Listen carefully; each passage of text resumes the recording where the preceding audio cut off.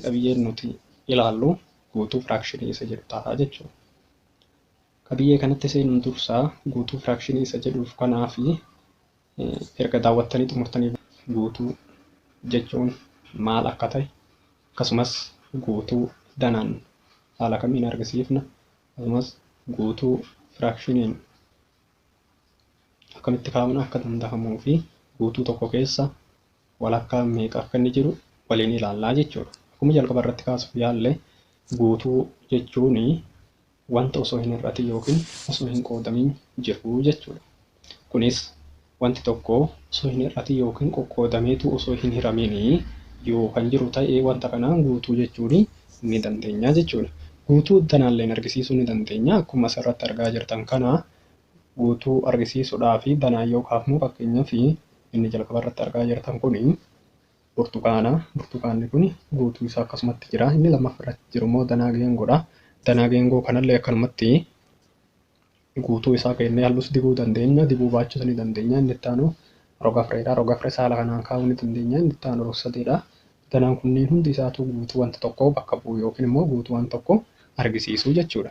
Inni itti aanu guutuu firaakshiniin akkamitti barreessuu dandeenya isa jedhuu fi guutuu firaakshiniin yeroo barreessinu tokko irra tokko, lama irra lama, sadii irra sadii fi kan kana fakkaatan jennee barreessuu ni dandeenya jechuudha. Firaakshiniidhaan kaa'uu ni dandeenya guutuu wanta tokko jechuudha. Guutuu tokko keessa walakkaa meeqatu jira isa jedhu walakkaa lamatu jira. Kana jechuun walakkaa iddoo walakkaa guutuu tokko ta'a jechuudha. Gama biraatiin guutuu tokko keessaas siisoon sadiitu jira. Kana jechuun siisoon sadii yoo walitti dhufeetiin jedhe guutuu tokko akka kennuu fi gama biraatiin immoo guutuu tokko keessa kurmaanni afur ni jira jechuudha. Kunis kurmaanni garagaraa afur yeroo walitti dhufe guutuu tokko nuuf kennaa jechuudha.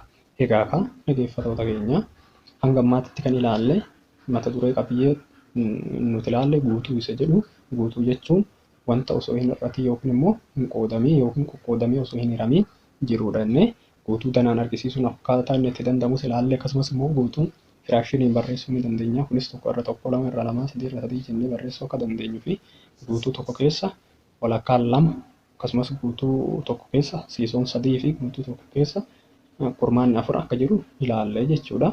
Guutuu tokko keessa walakkaan lama yoo jennu walakkaa walitti dhufe guutuu akka kennuu fi siisoon immoo sadii yoo walitti dhufe guutuu akka kennu ilaalle jechuudha. Gama biraatiin immoo kurmaanni afur walitti dhufe guutuu akka kennu ilaallee jirra jechuudha. Amma immoo itti aansinee gaafii shaakalaa kana haa ilaallu.